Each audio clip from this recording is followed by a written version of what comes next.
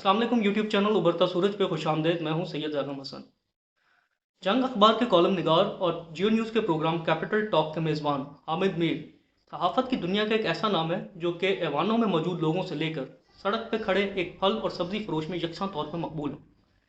हामिद मीर के सहाफ़ती कैरियर के अंदर इनको बहुत सारे इल्ज़ामात का सामना करना पड़ा।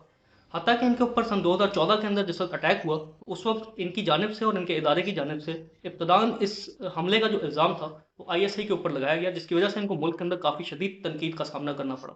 इनको रॉ का एजेंट कहा गया और इनको गद्दारी के जो है अलक़ाबात से नवाजा गया। लेकिन ये सब बातें जो थी, ये तमाम बातें सिर्फ इल्ज़ामात की हद तक महदूद थी। ये चीज़ें कभी साबित नहीं हो सकी। लेकिन कुछ सवालात ऐसे हैं जिनके जवाबात जो हैं वो हामिद मीर से आवाम जो है वो तलब करती है।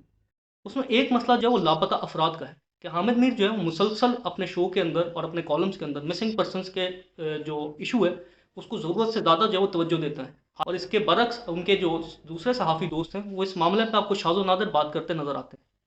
DGISPR की कॉन्फ्रेंस के अंदर एक दफ़ा हामिद मीर साहब ने जनरल आसिफ गफूर से सवाल किया था मिसिंग पर्सन के हवाले से। तो आसिफ गफूर ने इसका जवाब दिया था कि हम जानते हैं कि आपको जो है मिसिंग पर्सन से दिली लगाव है, हमें भी उतना ही लगाव है, हम नहीं चाहते कि कोई बंदा जो है वो मिसिंग हो। तो जनरल आसिफ गफूर का जो ये जवाब है ये इस चीज़ को वादे करता है कि हामिद मीर जो है वो इस मसले को ज़रूरत से ज़्यादा जो है वो तवज्जो देते हैं। वो इस बात के ऊपर जो है इस इशू के ऊपर जो सरबरा बलूचिस्तान नेशनल पार्टी है सरदार अख्तर मेंगल, उनके साथ काफ़ी शोज़ भी कर चुके हैं। PTI के दौरे हुकूमत के अंदर सरदार अख्तर मेंगल का PTI की हुकूमत के साथ जो 6 नुकाती एजेंडा जो है मिसिंग पर्सनस के ऊपर ये तय हुआ था। और इसके ऊपर जो है वो काम भी हुआ PTI के दौरे हुकूमत के अंदर। और कुछ लोग जो तकरीबन 10 के करीब लोग उस वक्त जो है वो बाजियाब हुए थे मिसिंग पर्सन, और उन्होंने सरदार अख्तर मेंगल से जो है वो उनके ऑफिस के अंदर आकर जो है मुलाकात की थी। जिसके ऊपर ये बात वाज़ेह होती है कि जो PTI की गवर्नमेंट थी वो इस चीज़ के ऊपर सीरियसली काम करने के ऊपर। सन 2003 के अंदर इमरान खान साहब शायद वाहिद सियासतदान थे जो मिसिंग पर्सन के ऊपर बात कर रहे थे, उन्होंने उसके ऊपर काम किया। ये मिसिंग पर्सन्स का जो मामला था ये शुरू कब से हुआ? मिसिंग पर्सन्स जो कहते हैं ये जनरल अय्यूब के दौर के अंदर सरदार अख्तर मेंगल के भाई जो थे सरदार असदुल्ला मेंगल, इनको जो है 1976 के अंदर पहली दफ़ा जो है ये मिसिंग हुए और आज तक इनका कोई पता नहीं लग सका।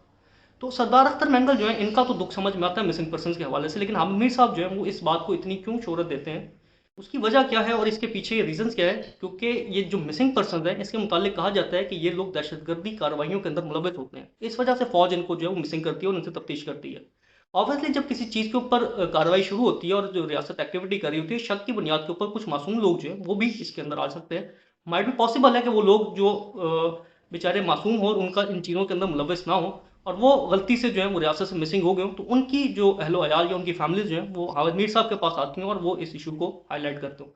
असल में इशू ये है कि जिस वक्त बलूचिस्तान के अंदर जो है वो दहशतगर्दी कार्रवाइयाँ हो रही थी और जो लोग थे जो दहशतगर्दी के अंदर इन्वॉल्व थे उसके खिलाफ फौज ऑपरेशन कर रही थी और हमारे फौज के बहादुर जवान जो हैं वो वहाँ पे शहीद हो रहे थे। असल में मसला ये था कि ये जो मिसिंग पर्सन्स थे, ये जो लोग थे, ये यहाँ से पहले इन कार्रवाइयों में मुलविस होते थे और यहाँ से अफगानिस्तान वगैरह की साइड पे भाग जाते थे, इंडिया और अफगानिस्तान। और वहाँ से फिर ये रियासत के अगेंस्ट जो है वो कार्रवाइयाँ करते थे और यहाँ पे पाकिस्तान के अंदर भी दहशतगर्दी को फ़रोग़ देते थे।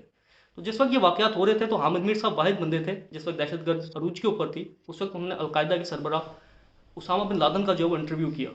उस दौरान जो है मिसिंग पर्सन्स की तादाद के अंदर काफ़ी ज़्यादा इजाफा हुआ, क्योंकि यहाँ पे भी पाकिस्तान के अंदर उनके खिलाफ एक मुहिम जो है फ़ौज की तरफ से शुरू हो चुकी थी और फ़ौज लोगों के खिलाफ कार्रवाइयाँ कर रही थी।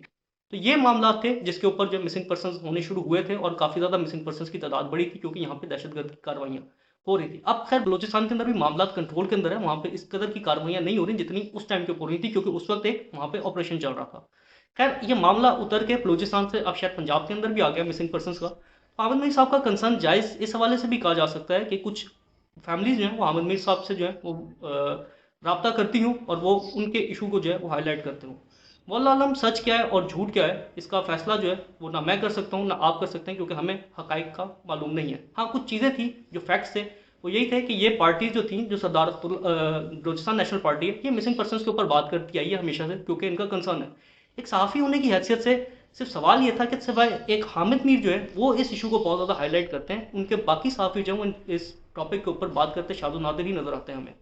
तो ये एक 40 साल सहाफ़ती कैरियर के अंदर हामिद मीर के एजेंसियों और फ़ौज के साथ इख्तलाफात हैं, उनके ढके छुपे नहीं हैं। वो बड़े दबे लफ्ज़ों के अंदर फ़ौज के ऊपर तनकीद करते रहे हैं और बाज़ औक़ात उन्होंने जो है बड़े खुले लफ्ज़ों के अंदर भी फ़ौज के ऊपर तनकीद की है और एजेंसियों के ऊपर वो तनकीद करते आए। तो ये एक वजह थी जिसके ऊपर कंसर्न था कि हामिद मीर साहब लापता अफराद, कौन से लापता अफराद हैं जिनकी जंग लड़ है।